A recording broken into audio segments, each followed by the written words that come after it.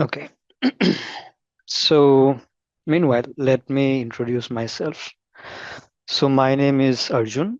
So, I will be your trainer for the next couple of weeks, months, depending upon the courses that you will be opting for. So, I have been in the networking world for last 12 to 13 years. So, I have experience on lots of network devices ranging from Cisco, Juniper, HP, Arubas, and so forth. So I have been actually serving for many different roles till now in different companies. I have been an architect, I have been a consultant, and I was in a lead role for lots of time. And also I have been teaching people from for a, for a long time. So it has been a part of my job as well. So I have expertise on lots of different firewalls as well, securities, load balancers, F5s, automations. Like you can say one of the courses that we can opt for is DevNet. And we have also done lots of automation and integrations using lots of Python scripts that we can do in our day-to-day life to do lots of our BAU works. And then I have knowledge and expertise on wireless like Meraki and WLC, data center technologies like Nexus, ACIs, SD-WAN, where we can do lots of, uh, we can do software-defined networking where we have in the WAN area, that is SD-WAN, and AWS and other different types of networking technologies. So it's been a pleasure to see lots of people have joined, and thank you for attending this class. So in this particular class, we will be working on Nexus, basically.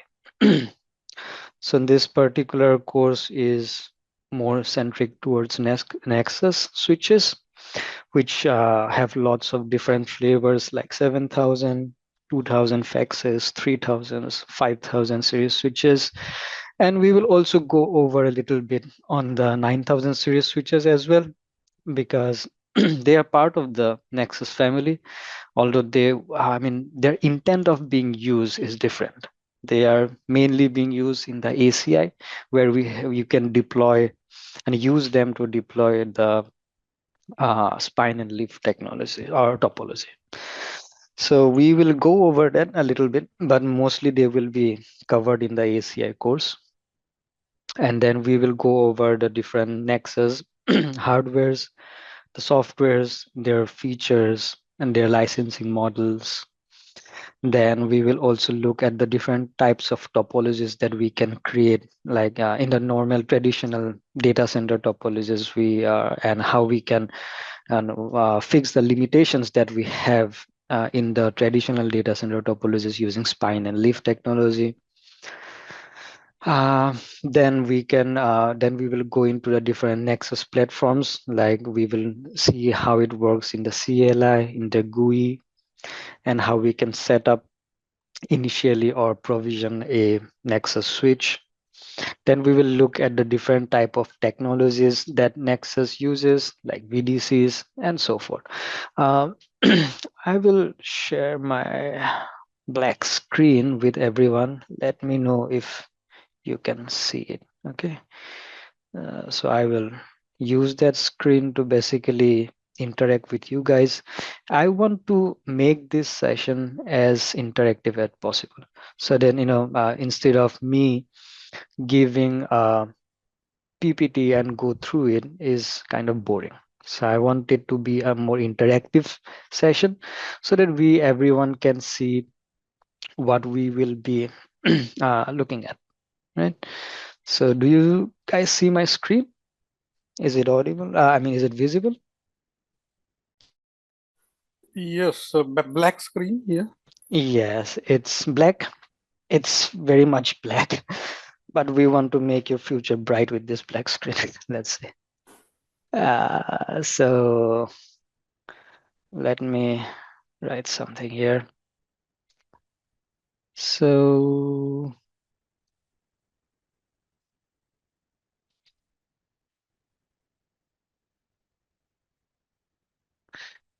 okay, so okay, so I'm writing here. Okay, now let me know if you can see my screen. Do you see it? Yes, yes. Okay, great, great. So this is the Nexus course that we will be working on. So as I have told you that there are different courses, different type of modules that we will be working on. Like some of the technologies that Nexus uses are the VDC. It's basically, I mean, it's an we can say it's an outdated technology in the Nexus or in the data center world because it has been for a long time, but we don't use it much. But the thing is, it's very much available if we wanted to use it, right? But but we hardly see them being used in most of our data centers. And the thing that we see that are being used most are what we call are the VPCs, like the virtual port channels, right? So these are the ones that we see everywhere in data center. Now, the thing is, we see them and we need to understand where we can create this port channel, or like what is the thing that if we implement this port channel, how it will help us solve most of the problems that currently we have. Like for example, port channels in normal scenario, like give like for example, in a normal layer 2 network, the most I can say it's in a data center world, it's problematic, but normally it's a very good technology that we call as a spanning tree, right? So spanning tree protocol is the main technology that is being used in a layer 2 network to avoid any kind of layer 2 loops, right? But in the data center technology, we want to minimize the spanning tree as much as we can, because it creates a lot of problem. I mean, if you can, based on my experience, I can say that if we can, remove or minimize the presence of spanning tree, it will help us a lot. In the future, you will be seeing some kind of, different technologies, for example, um, like VXLAN. so this VXLAN is it's a tunneling. You can say it's an encapsulation that is being used to minimize, or you can say like it eliminates the STP presence, because VXLAN uses a tunneling mechanism to transfer all our layer 2 frames, right, and encapsulate it under a different you can say I'm just giving an example here. So you can say there is a VNI, which we call the uh, virtual VXLAN ID. So, and along with that, there will be a UDP header, and there will be one more IP header, and there will be some kind of CRC frames, sorry, CRC bytes as well at the last. So basically, we will encapsulate the layer 2 frame and Ethernet header, and create a different Ethernet header with IPs, and one more Ethernet header will be here. So they will create another Ethernet header which will have a different set of IP address to send the traffic or send the packet to a different area of the data center without ever using the spanning tree or layer 2 network. It will use, or we sometimes call this as uh, layer 2 encapsulation, right? Layer 2 to layer 2 encapsulation. So we use this technology to eliminate the spanning tree. We don't want it. And this VXLAN or this kind of technology is pretty much used in most of our modern technologies. Like if you say SD access, we also use this technology there. This is a way of, eliminating the spanning tree so that we can have lots of mobilities there. Because for example, if we have a user here connected to one switch and he is suppose roaming to a different area right now. So for example, he is on this access switch 1 and he tries to, for example, connect to a Wi-Fi signal here and move. This is basically, I'm talking about a campus network. Okay, so this is a campus network where we have users connected to Wi-Fi, connected to access switches here. Now he moves to a different area, right? But since we are using VXLAN, he will be able to he will be able to use the same IP address that he got here with this WLAN. So that, normally what we do when we roam, when we get a different signal from a different SSID, or I mean a different nearby SSID, they do again they will try to get the IP address from a DHCP server. So their IP changed, and when the IP change, they have to do different kind of connectivity session initialization again, so that to maintain the transfer or any kind of things that they are doing. But since we are using this layer 3 technology up to the edge level, they can maintain this IP address throughout the campus area. So this is something, it's very useful, and this is very innovative, you can say, that we have been working on for a long time, and this will help build a robust network. And this everything is part of ACI. So we will, in a ACI course, we'll cover this one. I have a And question. Sorry to interrupt you. yeah, So this VXLAN technology, so that can be integrated into the SD access as well. So that's what you mean? yes, we can use Okay. that everywhere. So that means like ACI can be, because so far like I was thinking like ACI can be implemented in the data centers. Yeah, So the ACI is for data. So actually the thing is, in the SDN network. So Mhm. let me write it here. So in the SDN network, we have three different areas. So when we say SDN, so this is basically means software defined networking, right? Software Yeah. defined networking. Now, in software defined networking, when we say network, we broadly categorize our area of interest into three different areas. So for example, one of them is the WAN, one is the data center, and one is the LAN, right? So when we say SDN WAN, so it basically means SD-WAN that we use, like Viptela is there. Yeah. Then we have VMware HV, Velo Cloud. yeah, we have Silver Peak is there. We have Velo Cloud is there. So they are the different vendors which can give us solutions for SD-WAN. When you Yeah. talk about data center, that is what we call this ACI, application centric infrastructure. And this is SDN, software defined, you can say, just for naming acronym, I can say this is SD DC. WAN. Yeah, Okay. SD-WAN DC. So in data center, when we say software defined networking, it basically means ACI.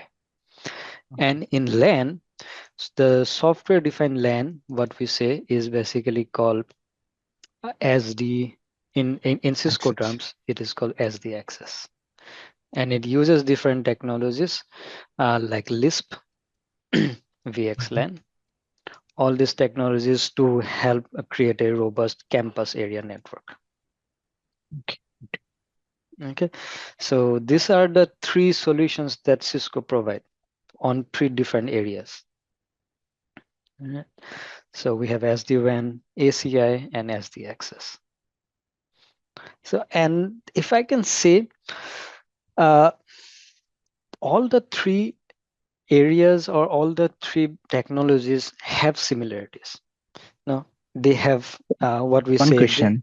Yes. Yeah, one question. Yeah. So you mean to say like the Cisco DNAC, right? So Mhm. these things, the LACE or a VXLAN, so these are like integrated into the SD-WAN, sorry, Right. SD access, Cisco SD access technology, which is DNAC. They have a, Okay. yes, they have a DNS center. Yes. So this Okay. DNS center is nothing but the controller for all the LAN. LAN. Okay. Just like for SD-WAN, we have what that is called uh, the controllers that we have. The controller, yeah. We Yeah, manage vManage is there. So that is for the vBond. SD-WAN. For this one, for a data center, we have a controller called APIC. APIC control. Got it. So every flavor has their own controllers that we can use to create the network.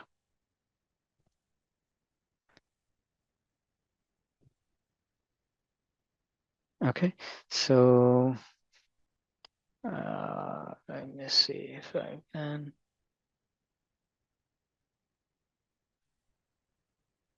Okay. Okay, now I just cleared this mess. Okay, so now, yeah, so instead, apart from this, apart from, showing how the Nexus switches behave and how the Nexus switches work, there are some kind of technologies that is basically, related to Nexus, like for example, VDC that I was talking earlier. So VDC is the technologies that basically being used by the 7Ks, right? The 7Ks are the one that uses this particular this particular VDC word, VDC technology. So when I say VDC, it means that this is, let me get that screen again.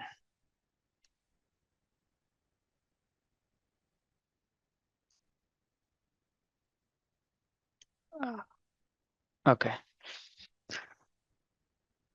So here I would write this is VDC.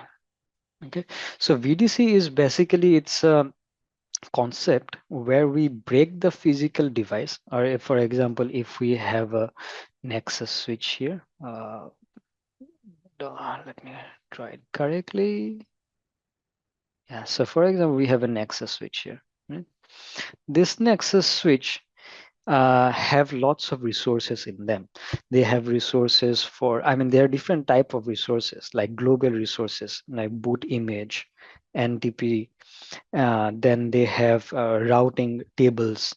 Then they have Mac team CAM tables. They have some dedicated resources like ports, interfaces that we call. Like they have shared resources like out of band management ports.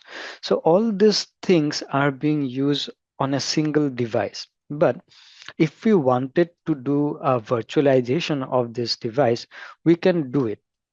We can assign different type of virtual switches. Like for example, if from this particular switch, and by the way, the switch, the main VDC, or we can say the virtual device context that we use is called the VDC1, or in the newer models after 6.1, this is called admin VDC. Okay, so from this VDC, we can create different type of virtual switches, different flavors of virtual switches, right? But basically, they will all going to use the same resources from this one. But what we can do is we can give them, or we can say like allocate resources, different resources to them. Like for example, we can say if there are here, suppose if there are, this is one interface, 2, 3, this is 4, this is 5, and this is 6. Suppose we have 6 interfaces. Then we can say that this virtual switch, or sorry, this virtual, basically this virtual switch or this VDC instance can have 1 and 3 ports allocated to them. And this particular VDC can have 1 and 6 allocated to him. And this particular VDC instance can have 1 and 5 allocated to them. So for example, this is VDC 3, this is VDC 2, and this is VDC 4. Okay, so these are what we call allocation of resources. And there are Okay. different. Yeah, and one question. Yeah, this Yeah. can be allocated between these line cards, right? So, or it should be like limited to only single line card. No, so Yeah, there is something. So for example, by default, all the VDCs are configured to use the M1 card. Okay, Mhm. but we can configure or we can define if VDC A can have a set of line card like M1, or VDC B can have only F1 cards. Right? So my question is, can we do the combination with M1 card or F2 card or F3 cards? So something like Yes, that. yes, we can, but there is a limitation that we can only use one interface for each VDC. Since this is a dedicated resource, so we cannot, so for example, we cannot use this interface for both VDC 3 and 2. Yeah, obviously, yeah. Yeah. If it is allocated to a single BDC, so that Yes. is allocated. That is reserved. So you cannot be using that for another Yes. So BDC. we Got it. cannot use them. Or we can basically, that is what we call a dedicated resource. So each VDC can have their own dedicated resources. So interface is one of them, what we call a dedicated resource. And so yeah, so by default, we are already working on the VDC1. So we will use this primary, or we can say this admin VDC, to create additional VDCs, like I have shown here, VDC 2, 3, and 4, and have allocations of resources and ports to them. So from VDC1 perspective, we can go into any VDCs. So like for example, since you are on the admin VDC, you can basically logged into admin VDC and can switch to this VDC to work on this VDC interfaces, configure anything, and then you can switch to these VDCs, or you can switch to these VDCs. So we have a command to do switch over. So we can basically go into a different VDC from the admin VDC. And uh, actually, yeah, so from version 6 onwards, this VDC1 is what we call as the admin VDC. They have changed that. And then how many number of VDCs basically we can create, it depends upon the soup card that we have. Right. So for example, if this is the Nexus switch, we have soup 1 and soup 2. Right. So if a Nexus switch is having only a single soup, then we can say that it can only create 4 VDC, including the admin one. That means 3 VDC plus 1 admin. If we have 2 VDCs, I can change the color here.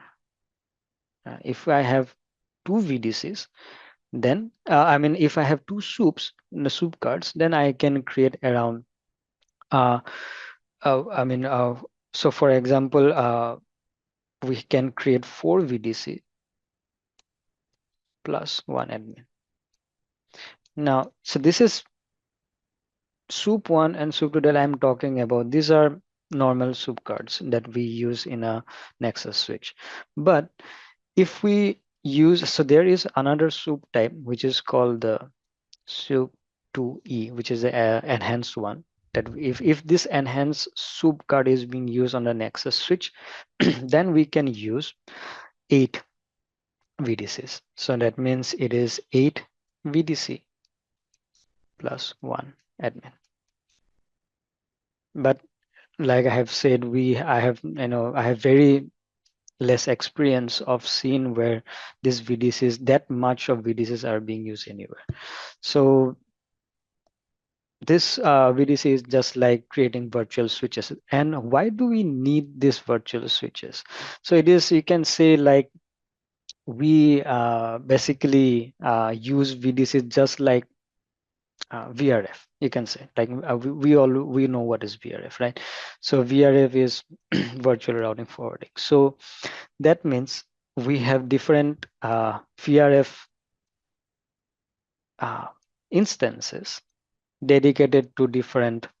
You can, in a service provider world, we can say it is dedicated to different clients, right? So that means they will have their own dedicated set of routing tables and ports and etc. right? So similarly, for the VDC instance, similarly we can logically divide the virtual switch and create different virtual instances of switches for different clients. Like for example, we have one VDC for client A. Like here we have one VDC, suppose VDC2 for client B. Now, what is the benefit of this one? This basically, from an admin's perspective, it gives you some kind of control, how you can route or control the different client traffic. And from a management perspective, we can basically give separate role-based access controls to these VDC accounts to different clients, so that they can, once they use this username and password on this IP address, on this device IP address, whatever it is being used, they will be logged in only to their instance of VDC. They will not be able to see what are the other different logical instances created on this switch. From a client perspective, they will see that it's a single dedicated switch that has been allocated to them. So that is something that we can do using VDCs. Does it have like multiple management ports for No, single the individual VDC? manage no, they will have I mean they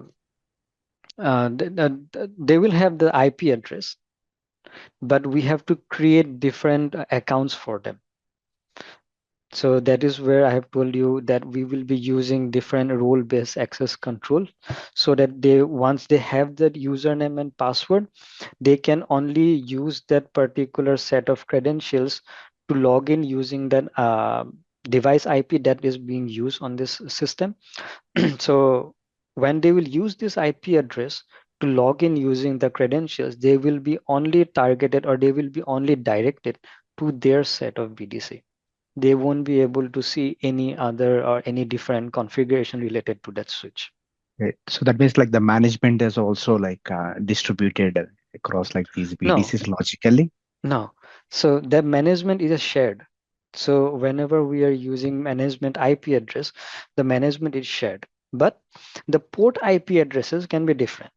If you are using individual interface IP address to login, then it can be different. But if you are using the management plane IP address, that is a shared for the whole box. Okay, so that will be landing to the admin VDC. If Right, you're going with the in-band, so that will be right, different. right. Got you. So yeah, so so we can configure. So I will show you a little bit later how we can configure different types of different basically VDCs, and how we can see the VDCs and their resources, how we can switch to a different VDC from the admin VDC, etc. Uh, and And you told like this VDC is outdated, right? So yeah, what is replaced with this VDC in the nothing, Nexus walls? nothing. So the thing is, Cisco is trying to get rid of this VDC, if I have to say honestly. If this has been in production right now, we could have seen it in the 9Ks, but we don't see anything on the Nexus 9000 series switches. These are only available on the 7Ks. Yeah. If you are using 7000 series switches, there only you will see VDCs. And in a tradition, so okay, so now let's separate the ACI, that I mean the 9K and the 7K. Okay, so let me just give you a brief idea what the 9K and 7Ks are doing. So 9Ks and 7Ks, both of them can be used on the core, on the I mean on the core and the aggregation layer. Right? Uh, So what is the difference? So the main difference of 9K and the 7Ks is like the 7Ks are only NX OS compliant. That means they cannot do any kind of ACI or that I was showing earlier. They cannot do any kind of software defined network. They are only made to do traditional networking in the data center world. right? So that is where they have introduced this virtual device context, thinking that people will be using more and more of this virtualization. But like I think Cisco has seen that people are not using much of that thing, so they are not introduced. They haven't introduced anything to the 9000 series switches. And the 9000, and I will show you later in a different module or in a different yeah, different module. So how the 9000 came into existence is a whole different thing, right?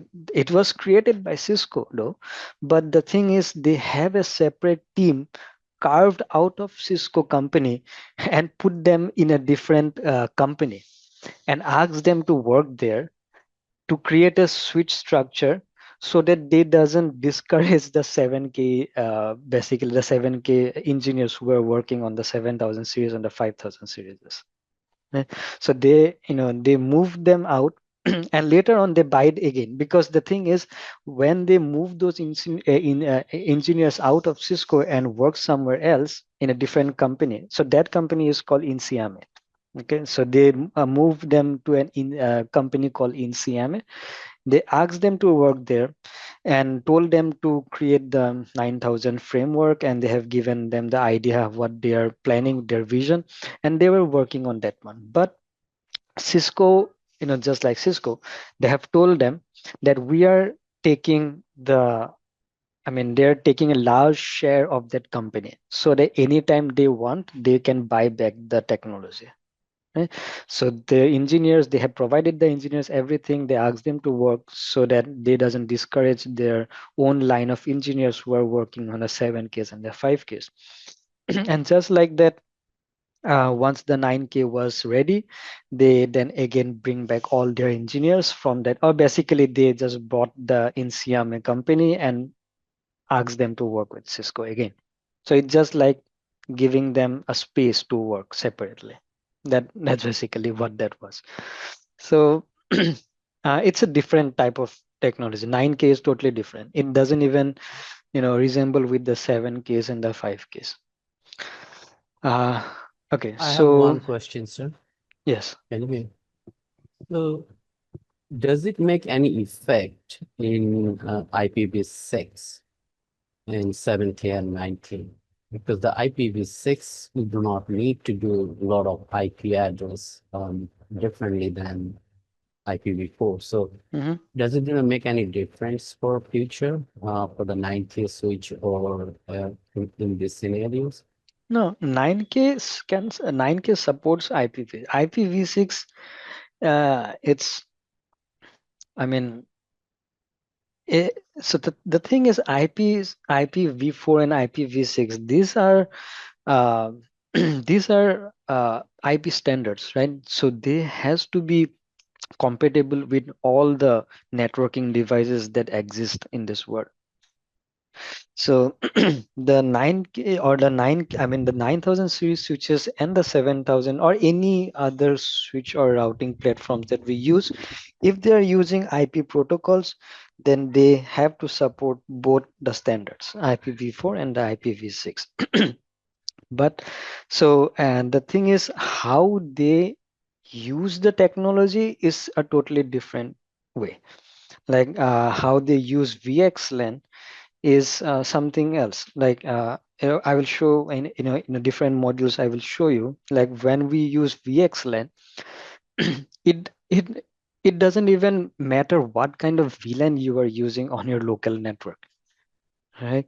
It will help to create different broadcast domains with IP addresses. It's a totally different world that you will step in when you will use a 9Ks. Yeah. Thank you. Thanks for answering. Yeah, no problem.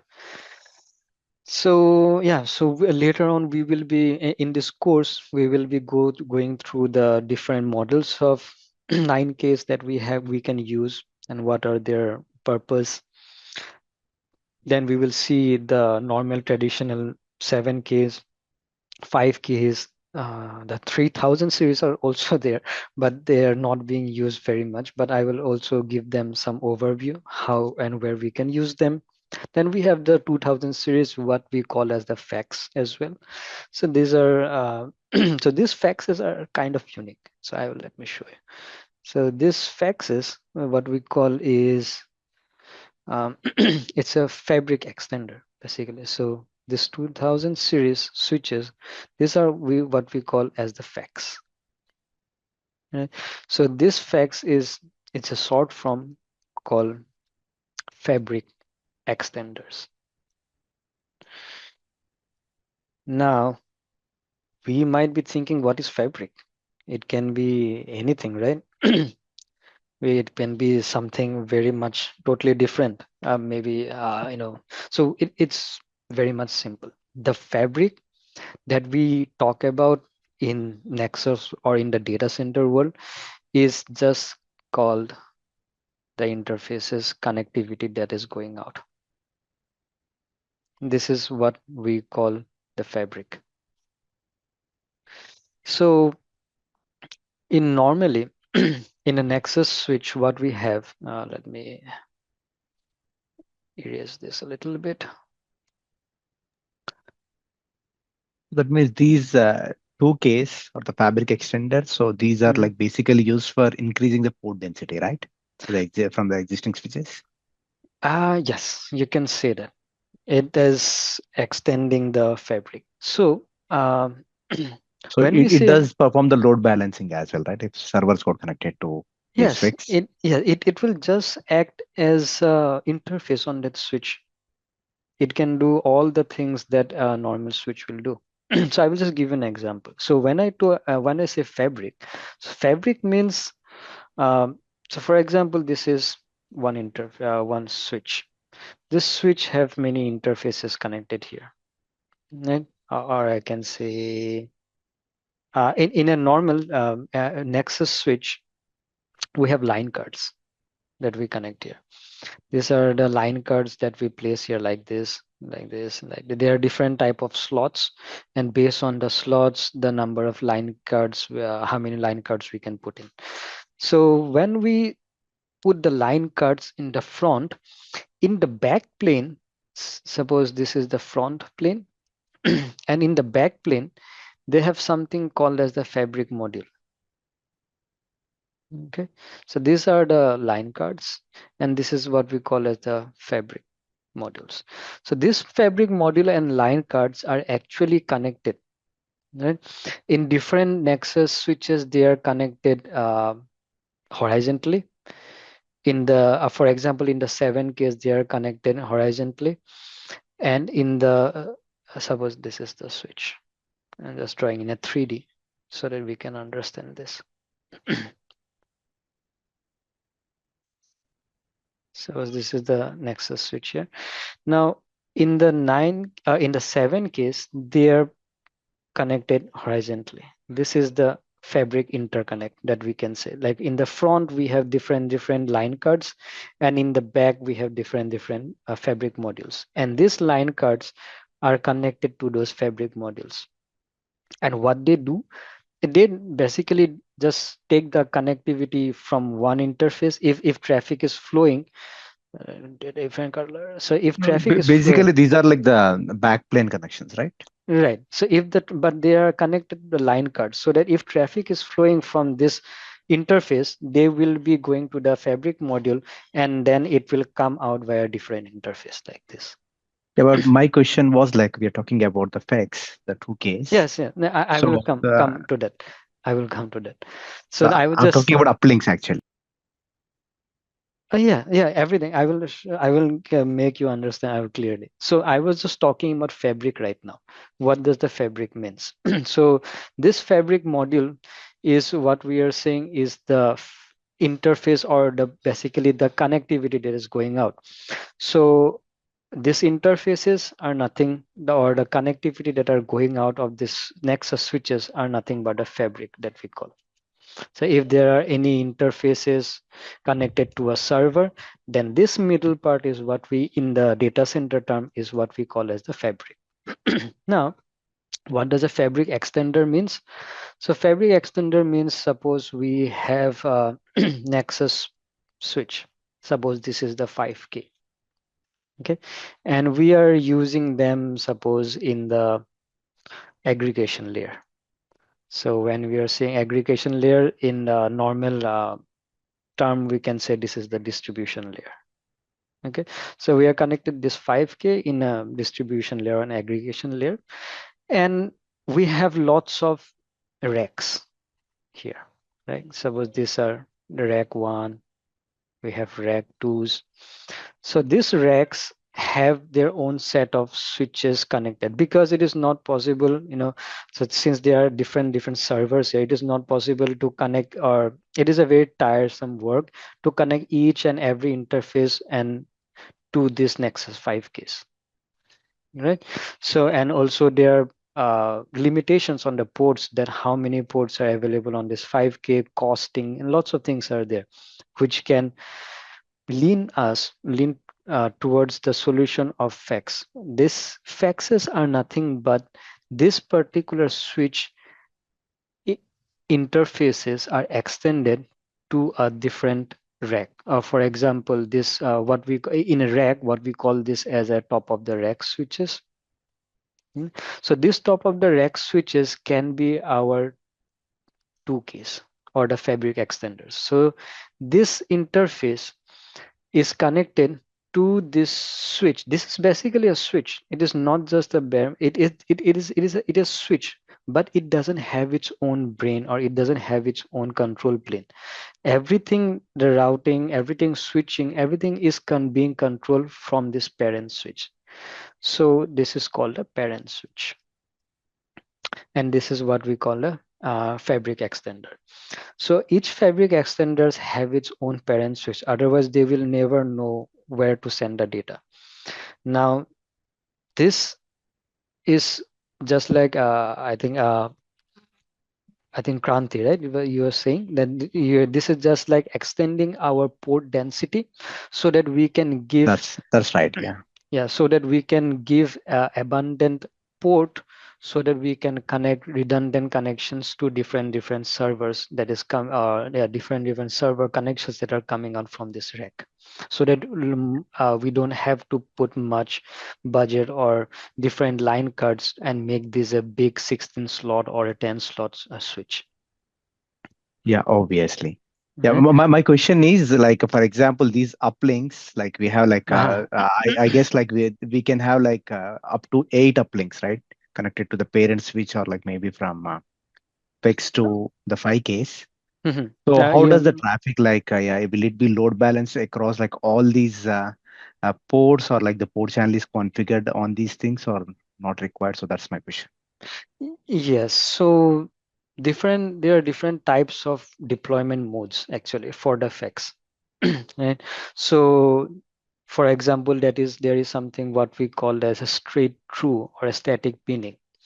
And there is one more deployment mode that is called straight through using dynamic pinning. And there is active dynamic pinning. So all these modes are basically used to create the uplink to the 5K. And the thing is, so for example, uh, if we are using this method, then we can also and in the future, in different modules, you will also see that for example, here I am showing that only one uplink is coming to this one, sir, right? Let me clear this up and show you in a different view. Suppose this is one 5K here, this is other 5Ks here. Yeah, this is one 5K, this is another 5K. And this is, suppose we have one fax or a 2K, right? So we can put one uplink like this, and we can put one uplink like this, right? So that it can have redundant parent switches. And we can create a port channel. And this is what we call as a virtual port channel. Because in the uplink, it is not going to a single switch, but in fact, it is going to two different physical switches. So this is, we can create uplinks here, and we can, in order to maximize the bandwidth, we can increase more and more interfaces here. So ultimately, when we will create this scenario, ultimately from the spanning tree perspective, it will see something like this.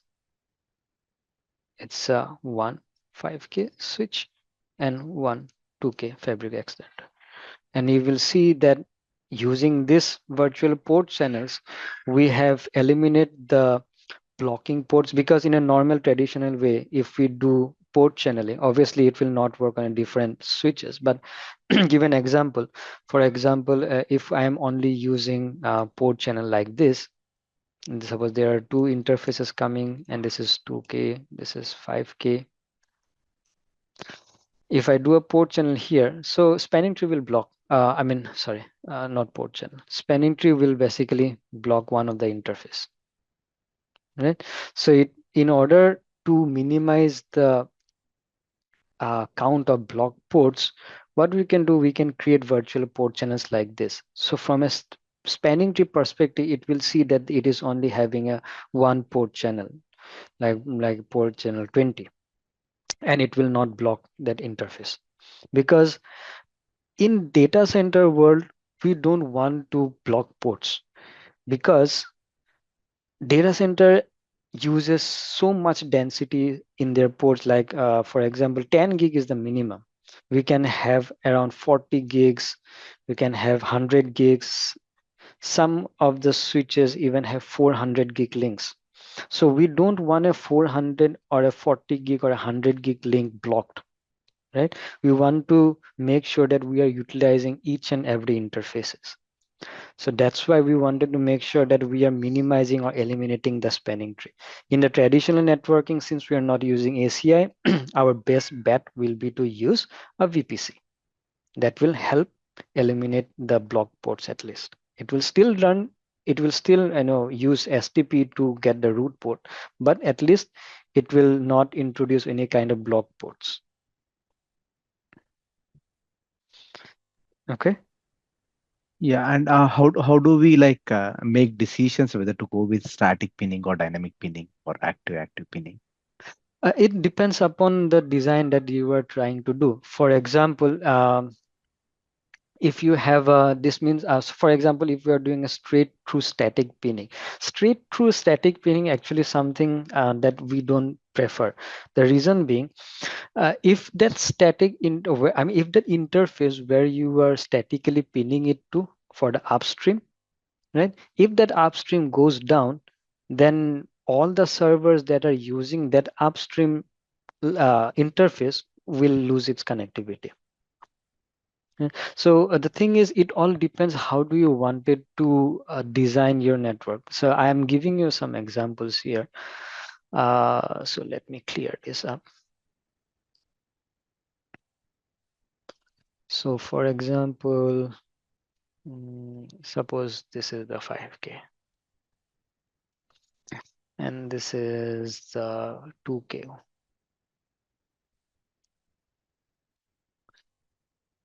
We have one interface, two interface, three interface, four interfaces. Okay. And here, suppose we have, let's give an example. Suppose we are having one server here, and suppose we are having one more server here. Okay. So now for the static pinning, what you will do, you will use, and these are all in a port channel. Okay. Now you will use one of the interfaces from this port channel and statically pin the traffic to this interface, telling that all the traffic that will come out and go to the outside world will always use this interface to go out. It will not choose any other interfaces. So that is static straight through using static pinning. So this means that the fax or 2K devices are connected to suppose a single parent device, and the traffic downstream are statically pinned to a specific upstream port. Okay. Now the next deployment mode that we can use is what we call a straight through but dynamic pinning. So that means the faxes that we are using are connected to a single parent switch, and the traffic from the server, downstream server, is dynamically carried by any of the upstream. It can use this one, it can use this one, it can this one, any one of them. And we already know the different types of load balancing mechanisms that port channel can use, like source destination port. So we can use different types of load balancing mechanisms for port channels, and it will use that one to to dynamically send out the traffic using all these port channels. So that is what we call a straight through dynamic pinning. And this is what we call as the straight through static pinning.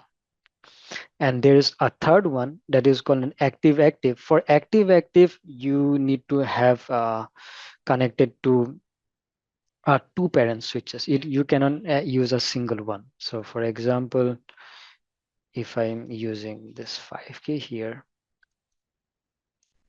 and one 5K here, right? And we are using suppose a fax, a single fax, let's example 2K here. One of them is connected here, one of them is connected here, and we are using more interfaces, suppose for high throughput. Oops. Okay, and now they are in a port channel. This is a VPC. So all those, suppose we have some servers here. Arjun, yeah, the maximum would be 8 ports, right? We Right. can use in a port Right. channel. Yes. Okay, that's the limitation, right?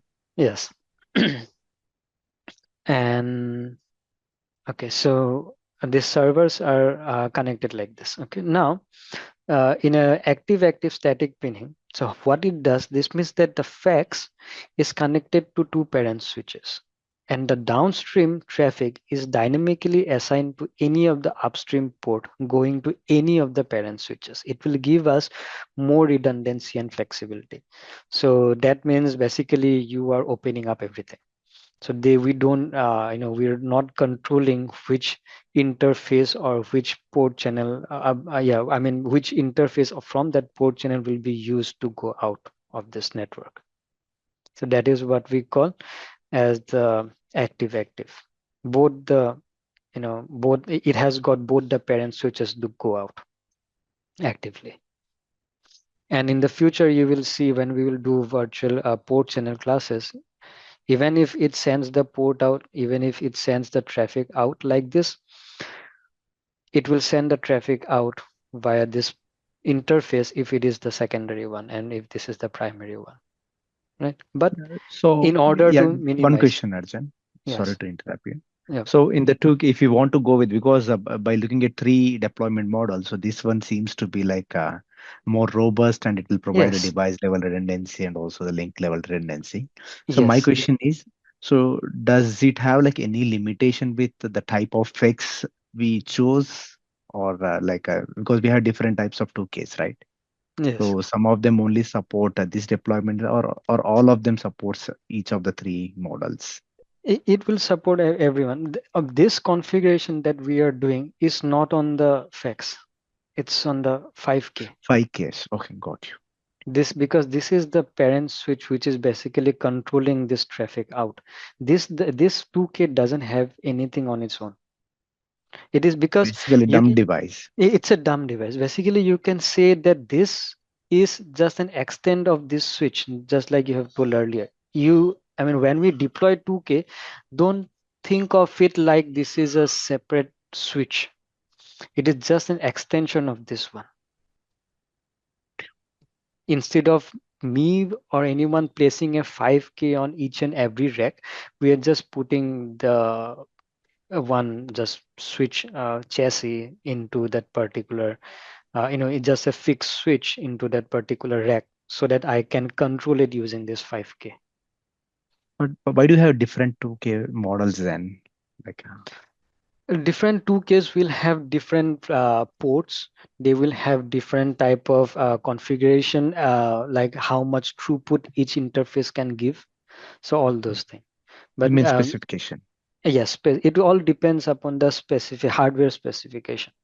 Okay, How much throughput they can use and all those things. got you. Okay. So anyone have any questions till now?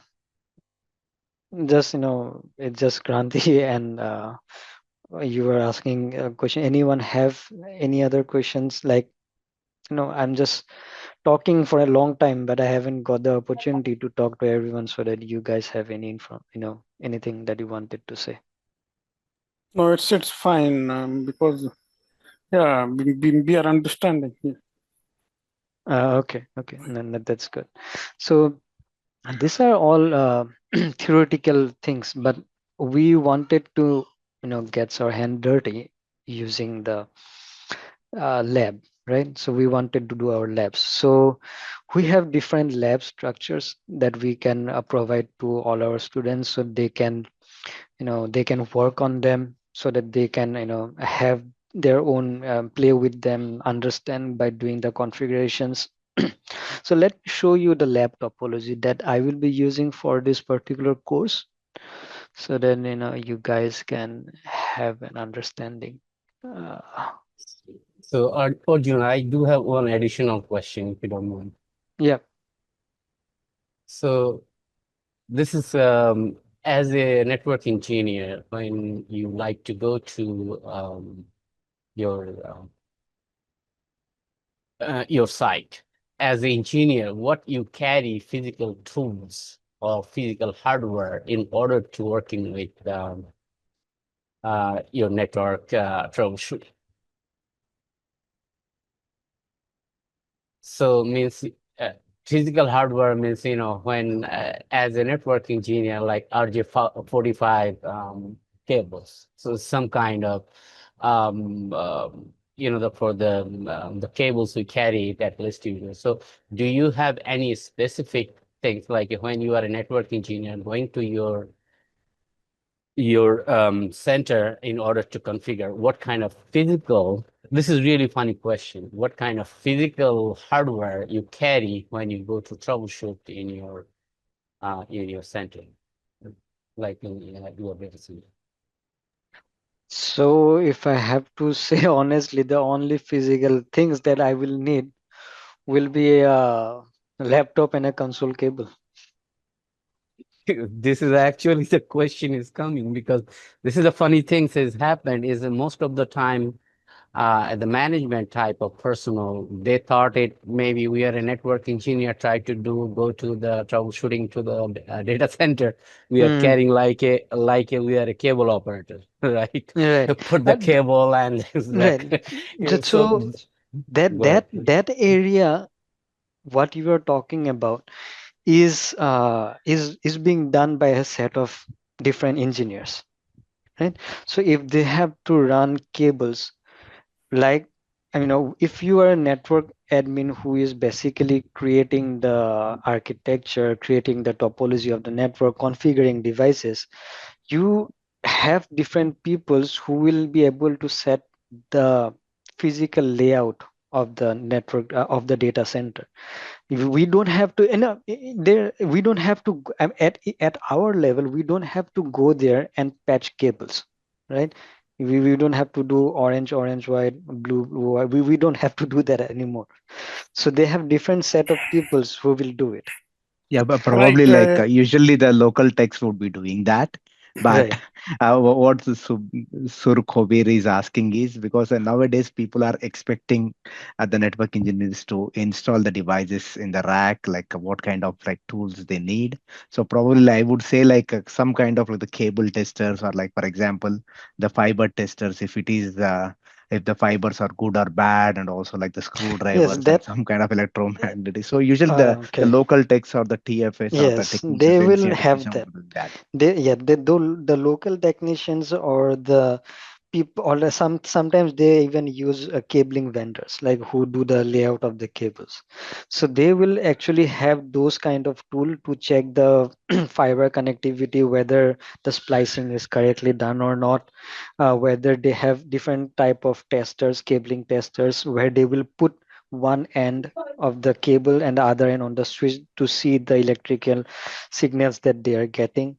So they will have different testers, and patching tools as well. Sometimes they will even carry some patching tools to patch the RJ45 cables. And when we are talking about fibers, nowadays we don't have to do any kind of fiber of cabling patching, because we get we get inbuilt cables of length how much we will need, and they're already patched up. We just have to put it here and there.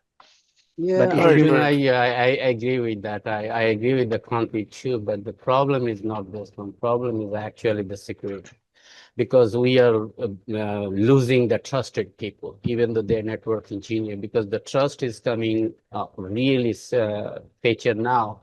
That's the reason is most of the time you are, you are high level people, senior level people, still they're expecting because of the security. Because in these days, internal threat is actually been really trouble. So this is actually, we are just getting some people, we know some people last 20 years, right? So they feel more comfortable to doing, instead of doing up security features, set up the lab, doing some other work at least, so they can reduce other people to go through that in order to do some fixing. This is actually the true story now in these days, because most of the people is like, I can trust you, but is most of the time, if I go to the third party vendor, trusting is really big deal now. This is the reason. But anyway, thank you Yeah, very much for asking. no problem. So yeah, so obviously, so it can be a backbiter if we get some people like that. So but the Yeah. but the real scenario is, we a single person cannot do everything, right? If they have to be a Arjun, this is the collaborative right effort. answer for me. I'm not a superhero. I'm not a, I'm not a Spider-Man or something they are thinking, but the Yeah. network engineer is doing that. They are thinking they're the Spider-Man or Superman. So that's the reason I'm asking this question. Right. It Thank you. has to, no problem. It has to be a collaborative effort. We have to do, we have to collaborate with different vendors and peoples in order to set everything up. I mean, if they really wanted to do by a single person, then they can do it, but it will take a hell lot Yeah, of time. Arjun, probably like if a network engineer is local to the site, Uh-huh. and the higher management, the top level management always expect the network engineer to install the devices, or so that they Yeah. will have the trust, like so told, so they will have the trust and they don't want to send another people. And these guys knows the infra better than any of Right. the local W- technicians. we That's have what. to be there. Now, yes, so obviously there have to be a lead engineer. We have to be there present, but there we will need additional effort in order to complete it. That is the main thing. So anyway, so if you can see that, Arjun, I have one question here. Right. yeah, So as you stated earlier, we are going to use the VXLAN. What I have seen, like most of the data centers, like VXLAN is open standard, right?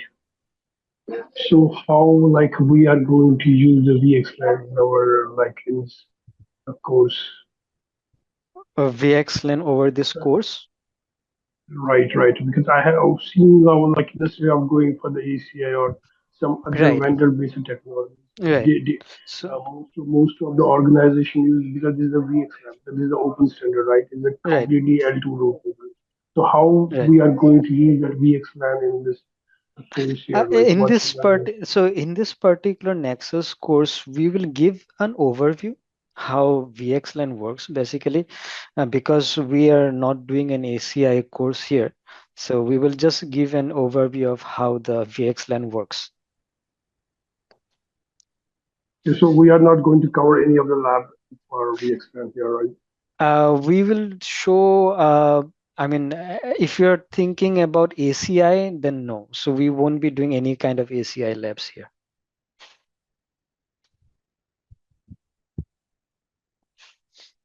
So they have a separate course for ACI where we can see that particular VXLAN in action, how it basically incorporates with ACI. But here we will show the configuration on the, we can see how VXLAN works and how it helps. But if we are thinking about ACI labs, then that won't be covered in this particular course. Okay. So can you still see my screen that I'm showing the lab? Yes. Oh, okay, Yeah, okay, I great. do. Okay, so great. So this particular lab is basically being used for our course. So here we will have 7Ks and some, I mean, there are some 9Ks here just for demonstration how they works. And later on, we will also be seeing at least the CLI version of the 9K. What are the things that we can configure in the 9K and how the redundancy of the 9Ks work.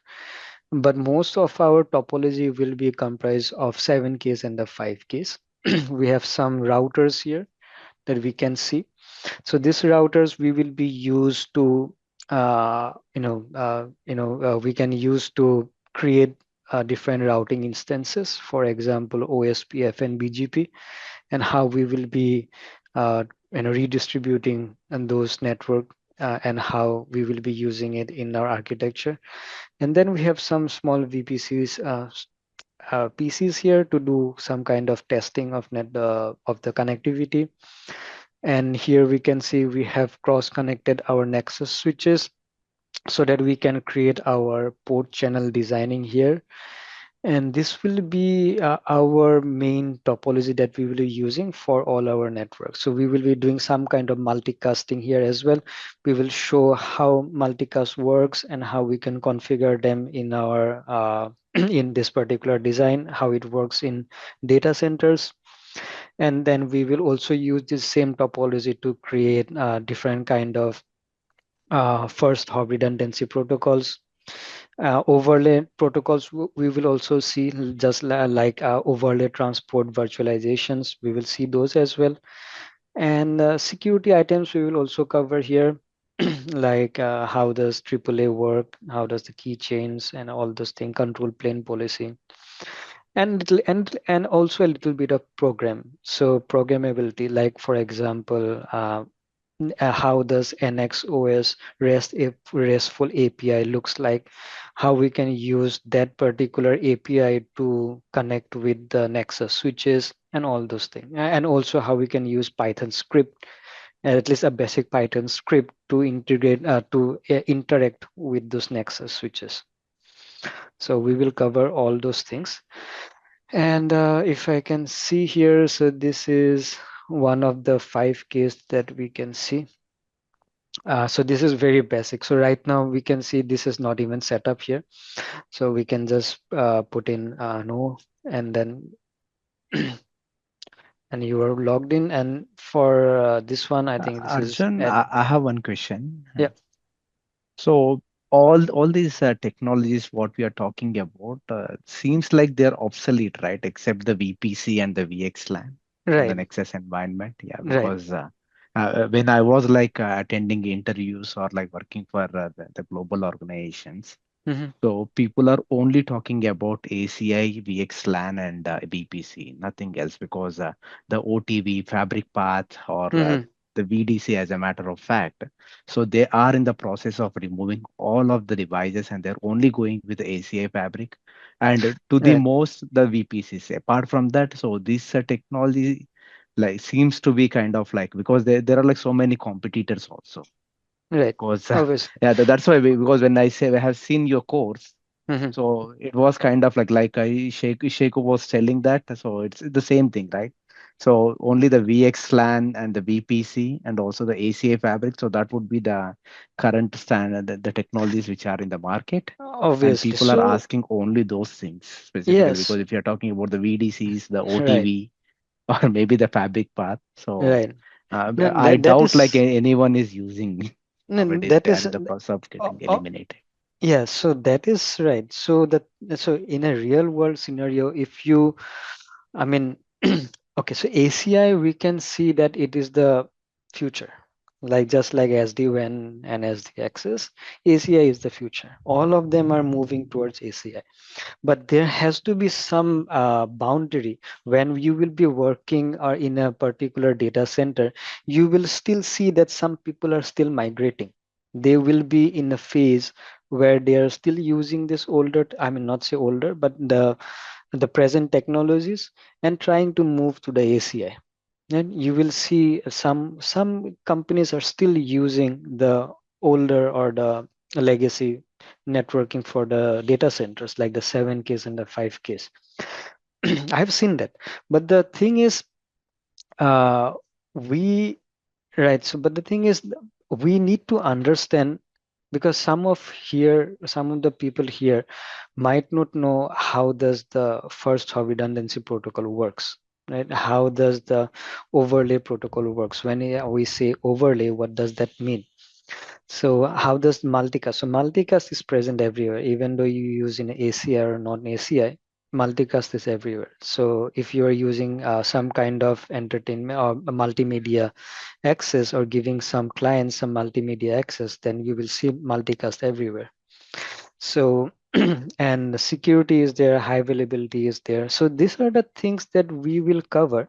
But the thing that you are saying is right from a from the perspective that if everything is on ACI, then we don't have to But go. Arjun, sorry to interrupt you. As you said, like the ACI, right? Forget about the ACI. But all the VXLAN we can also implement in the DCs, right? So that is what the Right. Cisco property group, Yes. right? No, that is Because there. I recently attended some interview calls. They didn't talk about the ACI. They Mhm. only interested in the VXLAN because VXLAN is the open standard. Even we can use the same in the Juniper. I see already the NXS. So Right. my question was like, when forget, I'm not like interested on the ACI. Forget about, because people are moving on the open standard protocol. So that is what I was expecting. Maybe we are going to cover the VXLAN part, like how VXLAN works in the data center environment. Forget about the ACI here. I'm not talking about the Oh, ACI. okay. So I might have misunderstood the question. So VXLAN is there in this course. So we will be covering VXLAN. So how we can use VXLAN in the legacy world of the data center network, we will see that how VXLAN works in overlay network, how VXLAN VPN, EVPN control plane will work. So we will see that in this course. So are we going to do the labs on that? No. Yes, we will do that.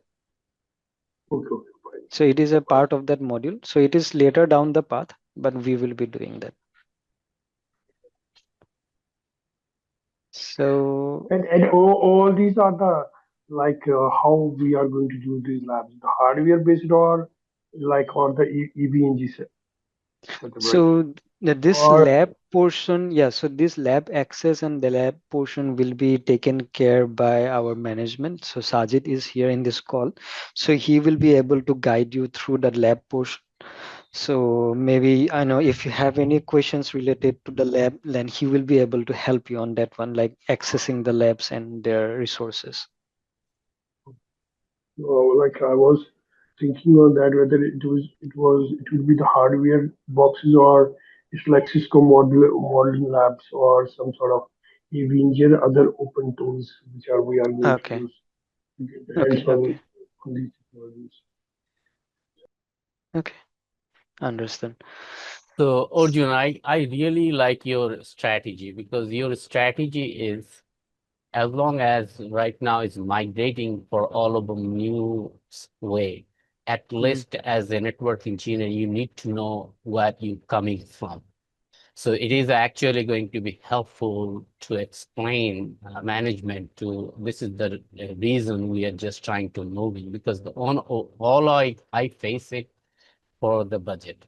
For the reason for that, we just try to get it something, get it up for all of them old, even though we didn't upgrade in our system as a all of them current. Mhm. Still, we are able to using my existing hardware instead of purchasing the new one. This is the reason I really like it for your way to migrating the world. Maybe it will be helpful for all the network. That's all my thoughts, sir. No. Thank you so much. So I'm glad that it is working for everyone.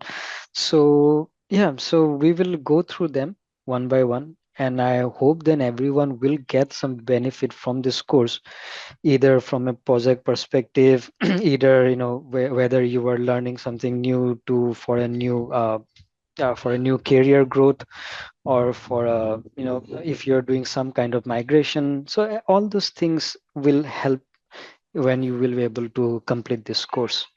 So that is what I am expecting that you guys will be benefited from. So let's see. I will try to do my best, and I hope that I will be able to give you all the knowledge that I have to you, so that you can able to pass that through along. Um, so yeah, so I can give the handover to Sajid now. So he is from the management. So he will be explaining a little bit about the lab, and if you have any questions to him, then you can talk to him. Okay, Sajid, you there? Yeah, I'm here. I will take it from here. Okay, thank you, thank you.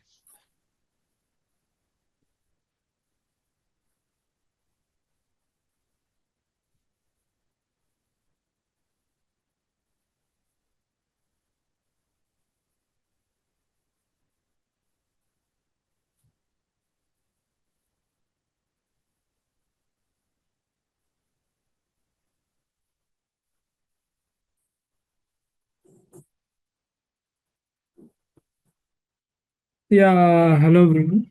How are you? So myself Sajid, I'm here to give you all the details regarding this ACI and SD-WAN automation. Sorry, ACI and Nexus and your automation course. This is overall for SDN orchestration. So firstly, let me start with my first slide. So as you can see here, so this is for SDN orchestration course, which covers Cisco Nexus and Cisco ACI and Cisco SD-WAN Webtela and Catalyst as well.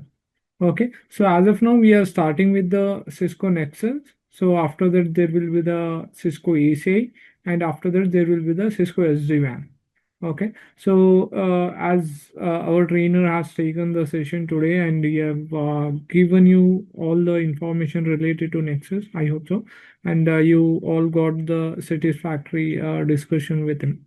Okay, and here I have mentioned the class schedule as well. So this will be going to be a weekend batch, Saturday and Sunday from 9 p.m. to 11 p.m. IST. Okay, and overall the course duration will be for 4 to 5 months, you can say. Almost it will take 4 months to cover all these three modules. Okay, and secondly, let me move towards the next slide.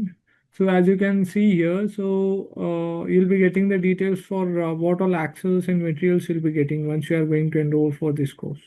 Okay, so here you'll be getting the recording access of your classes. Let's say you are attending the classes from the Zoom meeting, so that Zoom meeting will be recorded through the cloud, and from cloud the recordings will be uploaded to the web portal from LMS.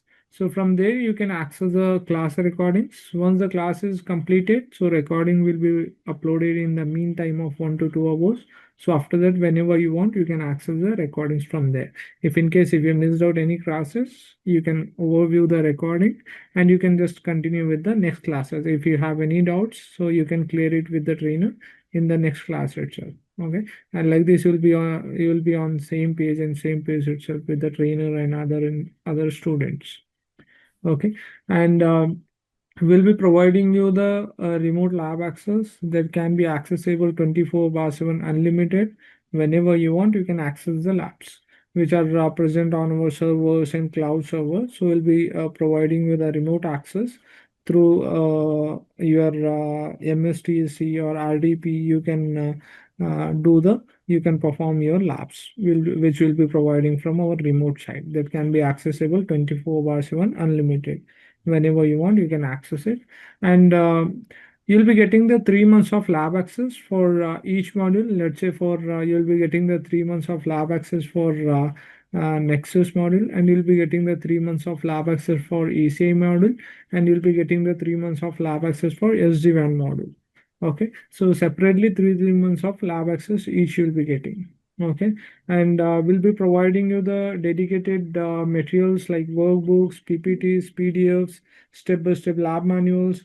All the materials we will provide you that you can download and you can keep it with you as well. And the G Drive access remains with you for lifetime. Yeah, if in case if you missed any material, you can re-download it once again. Okay, and the G Drive access remains for lifetime accessible. And we'll be providing you the assistance to set up the lab on your laptop side or on your server side. So we'll be helping you to set up a home lab. So if you have the good configuration of your system, then you can have the home lab setup on your laptops. And you can download the setup files from the G Drive. So once you get the access from our side, you'll be getting the step-by-step details how you can download the files for your home lab setup and everything. And after downloading, you can just raise a ticket saying you have downloaded the so and so files for your home lab setup. So one of our team member will connect with you and we'll be helping you to set up a home lab. Okay, and that is also accessible for lifetime. Okay, and we'll be providing you the 24/7 backend support from our team. If in case if you are facing any issues, any queries related to the labs or related to the course or related to the web portal, or it may be related to the class, it may be related to the your topics or anything it may be. You just need to raise a ticket on our support DL. One of our team member will connect with you and we will revert you back as soon as possible with the solution. Okay, in meantime. Okay.